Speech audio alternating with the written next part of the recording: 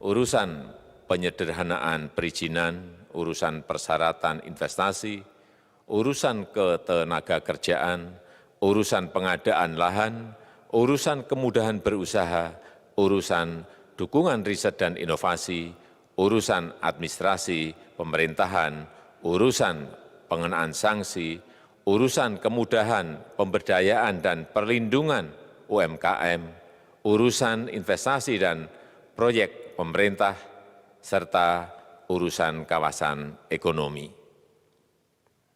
Dalam rapat terbatas tersebut, saya tegaskan mengapa kita membutuhkan Undang-Undang Cipta Kerja.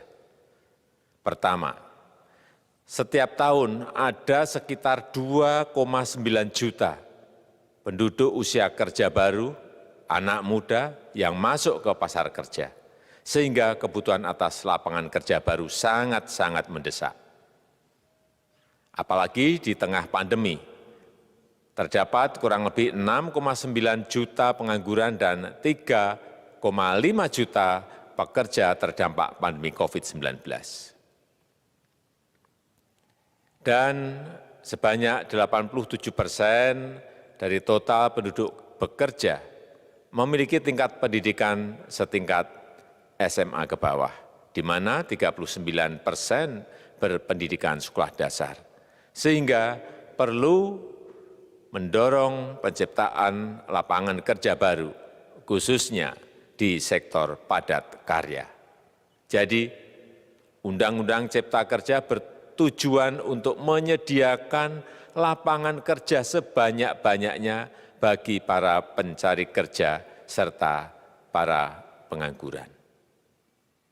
Kedua, dengan Undang-Undang Cipta Kerja akan memudahkan masyarakat, khususnya usaha mikro kecil, untuk membuka usaha baru. Regulasi yang tumpang tindih dan prosedur yang rumit dipangkas. Perizinan usaha untuk usaha mikro kecil, UMK, tidak diperlukan lagi, hanya pendaftaran saja. Sangat simpel. Pembentukan PT atau perseroan terbatas juga dipermudah. Tidak ada lagi pembatasan modal minimum. Pembentukan koperasi juga dipermudah. Jumlahnya hanya 9 orang saja. Koperasi sudah bisa dibentuk. Kita harapkan akan semakin banyak koperasi-koperasi di tanah air. UMK, usaha mikro kecil yang bergerak di sektor makanan dan minuman. Sertifikasi halalnya dibiayai pemerintah, artinya gratis. Izin kapal nelayan penangkap ikan misalnya, hanya ke unit kerja Kementerian KKP saja. Kalau sebelumnya harus mengajukan ke Kementerian KKP, Kementerian Perhubungan, dan instansi-instansi yang lain. Sekarang ini cukup dari unit di Kementerian KKP saja. Ketiga, Undang-Undang Cipta Kerja ini akan mendukung upaya pencegahan dan pemberantasan korupsi. Ini jelas karena dengan menyederhanakan, dengan memotong, dengan mengintegrasikan ke dalam sistem perizinan secara elektronik, maka pungutan liar, pungli dapat dihilangkan. Namun, saya melihat adanya unjuk rasa penolakan Undang-Undang Cipta Kerja yang pada dasarnya dilatar belakangi oleh disinformasi mengenai substansi dari undang-undang ini dan hoax di media sosial. Saya ambil contoh, ada informasi yang menyebut tentang penghapusan UMP, upah minimum provinsi, UMK, upah minimum kota kabupaten, UMSP, upah minimum sektoral provinsi. Hal ini tidak benar, karena faktanya upah minimum regional, UMR, tetap ada. Ada juga yang menyebutkan bahwa upah minimum dihitung per jam. Ini juga tidak benar. Tidak ada perubahan dengan sistem yang sekarang. Upah bisa dihitung berdasarkan waktu dan berdasarkan hasil. Kemudian adanya kabar yang menyebutkan bahwa semua cuti sakit, cuti kawinan, cuti khitanan, cuti baptis, cuti kematian, cuti melahirkan, dihapuskan dan tidak ada kompensasinya. Saya tegaskan juga ini tidak benar. Hak cuti tetap ada dan dijamin. Kemudian apakah perusahaan bisa mem-PHK kapanpun secara sepihak? Ini juga tidak benar. Yang benar, perusahaan tidak bisa mem-PHK secara sepihak. Kemudian juga pertanyaan mengenai benarkah jaminan sosial dan kesejahteraan lainnya hilang. Yang benar, jaminan sosial tetap ada. Yang juga sering diberitakan tidak benar adalah mengenai dihapusnya AMDAL, analisis mengenai dampak lingkungan. Itu juga tidak benar. AMDAL tetap ada. Bagi industri besar harus studi AMDAL yang ketat.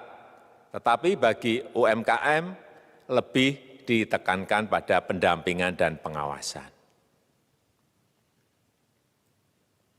Ada juga berita mengenai Undang-Undang Cipta Kerja ini mendorong komersialisasi pendidikan. Ini juga tidak benar.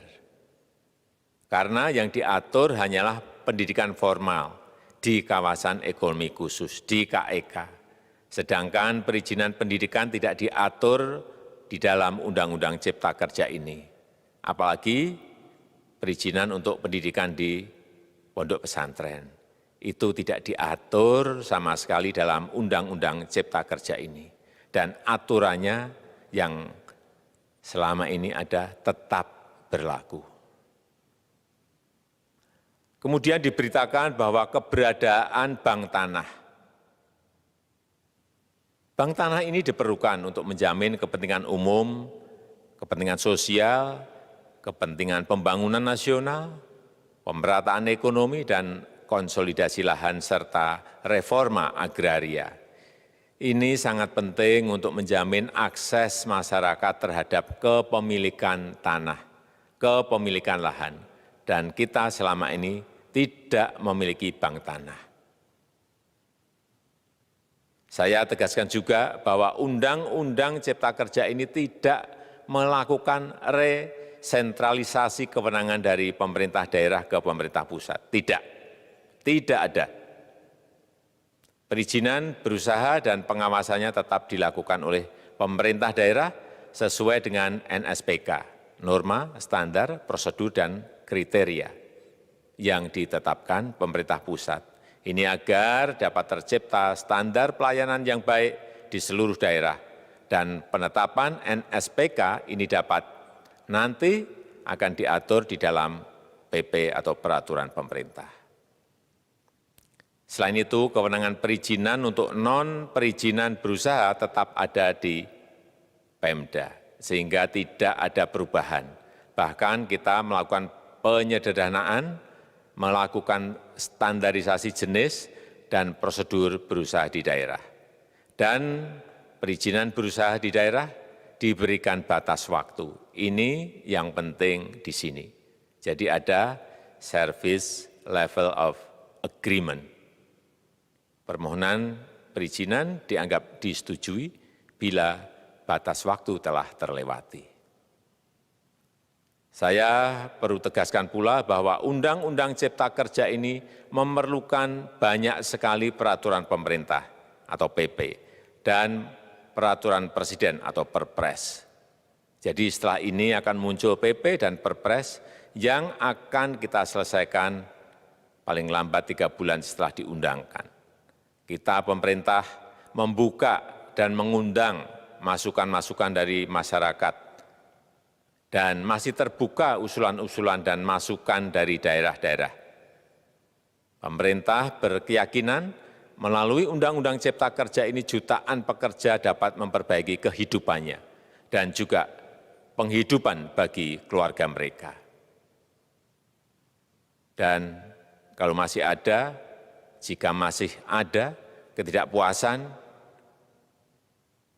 terhadap Undang-Undang Cipta Kerja ini, silahkan mengajukan uji materi atau judicial review melalui MK, Mahkamah Konstitusi. Sistem ketatanegaraan kita memang mengatakan seperti itu.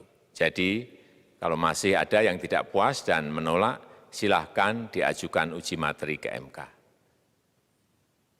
Saya rasa itu yang bisa saya sampaikan pada kesempatan yang baik ini. Terima kasih. Wassalamualaikum warahmatullahi wabarakatuh.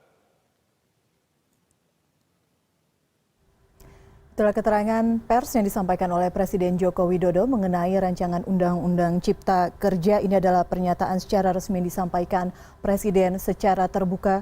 Kemarin Presiden berada di Kalimantan Tengah pada saat demonstrasi secara besar-besaran dan berakhir dengan ricuh di sejumlah kota terjadi.